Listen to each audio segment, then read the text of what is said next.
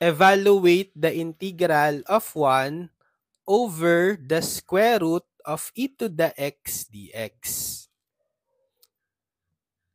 So we can rewrite first the denominator as e to the x raised to 1/2, right? Because the square root means raising the radicand to 1/2, fractional exponent of 1/2. And then applying the power to power law of exponent.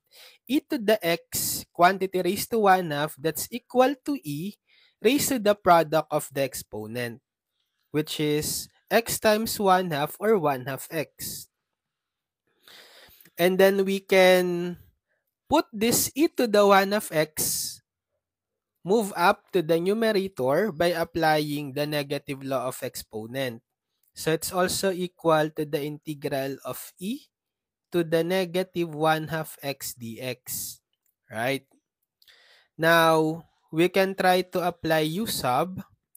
Let u equals to negative 1/2 x, getting its derivative, derivative of u du, derivative of negative 1/2 x, that's negative 1/2 dx. Okay, but what we just need is just the dx. So we get rid of this negative 1/2 coefficient. We can do that by multiplying both sides by negative 2. So negative 2 times du, we have negative 2 du. And the negative 2 times negative 1/2 cancel.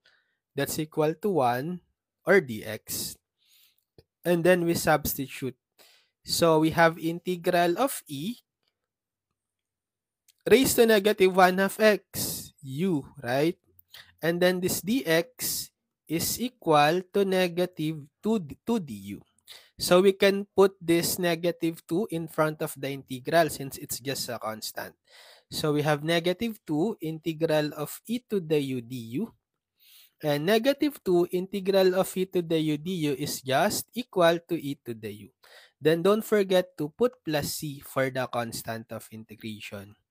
So we have negative 2 e to the, transform back the u in terms of x, which is negative 1/2 x. Negative 1/2 x plus c.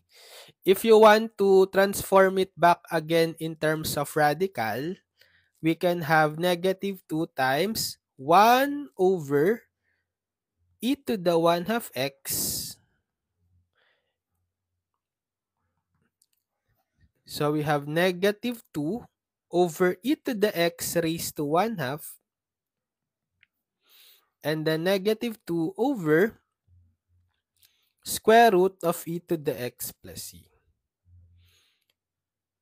So this is also one form of the final answer, aside from this one.